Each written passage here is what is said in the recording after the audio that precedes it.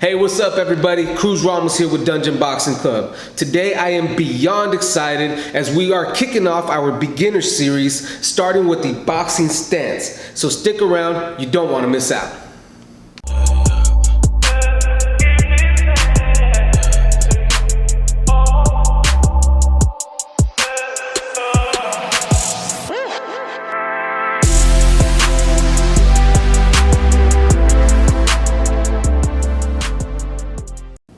So these past few months, we here at Dungeon Boxing Club have been extremely blessed with a steady flow of new members every single month.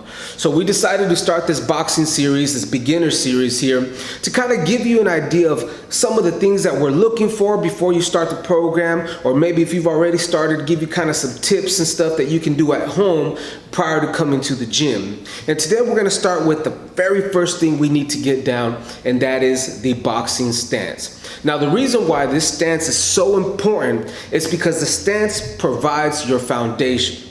Now, to use an analogy, say you built a house upon straws, you didn't put the proper foundation. When the storm hits, if a big storm hits, chances are that house is going to topple over immediately.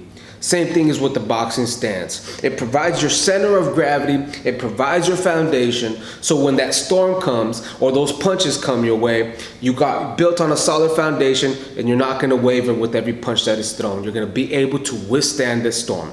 So let's take a deeper look into the boxing stance. So when teaching the boxing stance, one of my most favorite pieces of equipment to use is a simple strip of duct tape. What we have here is we got the Gorilla Tape. I guess I got maybe about 4 or 5 feet of it. I think it's about 2 inches wide, and it works perfect for what I'm about to teach you. I've seen coaches use 2x4s, I've seen coaches use jump ropes. You decide what works best for you, but for this video, we're gonna go ahead and use this strip of tape. So the first thing we're gonna focus on is the placement of your feet. Where do you put your feet in order to obtain the perfect boxing stance? Now, I do gotta just put a disclaimer in.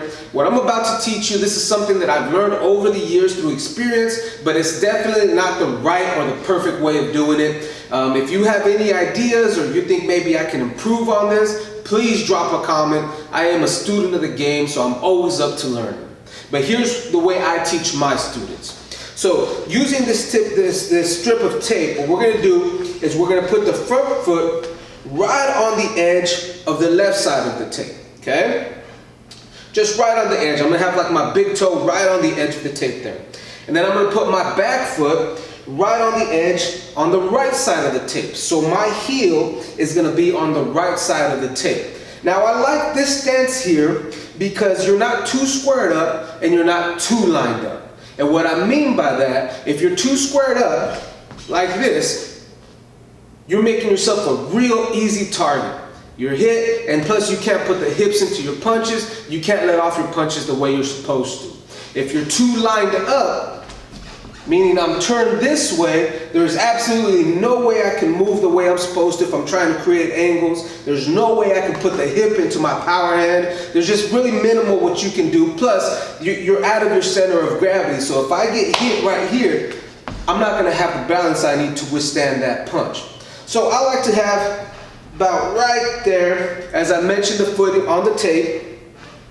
And the width of my feet are just going to be right outside of my shoulders, okay? So you see where your shoulders are at. If you imagine, if you, with your mind, draw a line going down, I'm going to put my feet right outside those lines of where my shoulders are at. So now that we got our feet where we need them to be, it is extremely important that you keep your body right at the center of your stance. That's what I call the center of gravity. Okay? Because if you're leaning too far forward, you're out of your center of gravity, you're leaving yourself open to punches. If you're too far back, you get hit with an overhand right, you're gonna topple over. So you wanna make sure you're keeping your body right at the center. Bend those knees just a little bit because you want to make yourself a small target to your opponent, and keep your body turned, all right? What I like to say is turn that trunk, okay? Once again, you don't want to square up like this, have your feet in a good setting, but your body be really square. You're just leaving yourself open. So you want to make yourself a small target by just simply turning the body.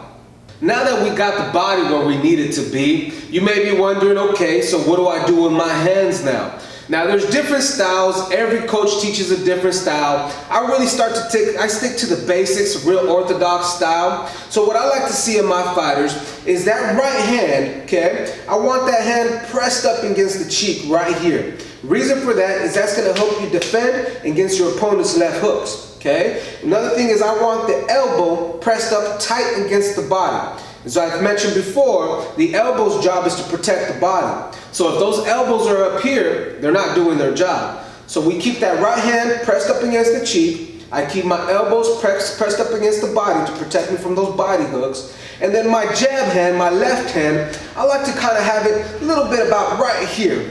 Right here. Now I want to keep it right under my eyesight so I can see what my opponent's doing. And the reason why I like to have it a little bit away from my body is because it allows it to be that much closer to my opponent.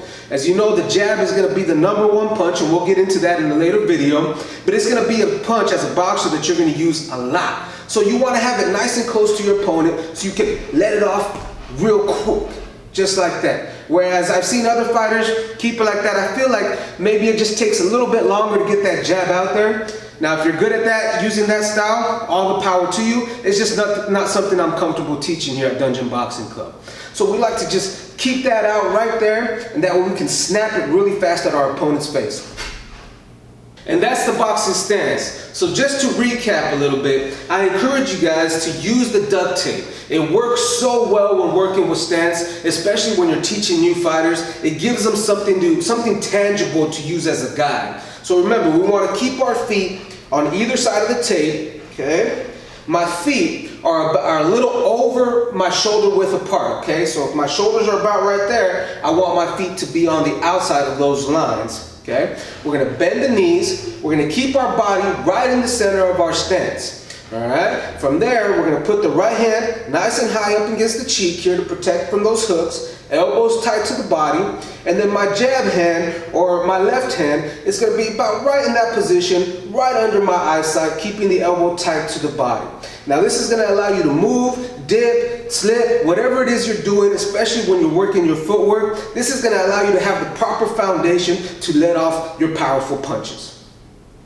So there we have it. That's video #1 in our beginning series, the boxing stance. I hope you guys enjoyed it. As I mentioned earlier, I am a student of the game. So if there's something you think I could improve on, or maybe something you like, drop the comment on there. I always do my best to get back to everybody. Next week, we'll be back with video #2, and we're just gonna slowly start building off of what we just learned. So we learned on the stance, we're gonna start working on the footwork, how to move while staying in your stance. So I look forward to seeing you guys next week. Like I said, please subscribe. If you have any comments, hit that comment, and we'll be back again next week. Thank you.